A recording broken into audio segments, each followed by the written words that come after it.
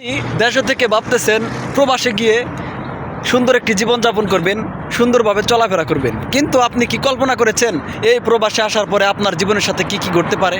কখনোই কল্পনা করেননি। একবার প্রবাসে আসতেই আপনি তখন আপনার যে স্বপ্নগুলো থাকে, আপনার যে বাস্তবগুলো থাকে, সেগুলো কিন্তু ভেঙে যায়, চুরমার হয়ে যায়। তখন আপনি মনে মনে ভাবেন, আমি যে দেশে ছিলাম সেটাই ভালো ছিল, আমি যদি আমার দেশে এইরকম পরিশ্রম করতাম তাহলে আমি দেশেই সফলতা পেতাম। কিন্তু বাস্তব হচ্ছে, আপনাকে যদি কেউ হাজারবার বলে তারপরেও আপনার যদি প্রবাসের চিন্তা মাথায় ঢুকে যায়, তাহলে আপনার ওই চিন্তা কখনোই দূর করতে পারবেন না যে পর্যন্ত প্রবাসে না আসবেন। এর জন্য আমি আপনাকে বলি, চিন্তা ভাবনা করে কাজ করেন, অর্থাৎ ভাবিয়া করিয়ে কাজ, কারিয়া করিয়া ভাবিয়েন না। এই প্রবাসে কষ্ট আপনাকে সইতেই হবে, আর এই প্রবাসে আপনি শর্টকাটে কোনো সফলতা পাবেন না, এটাই বাস্তব।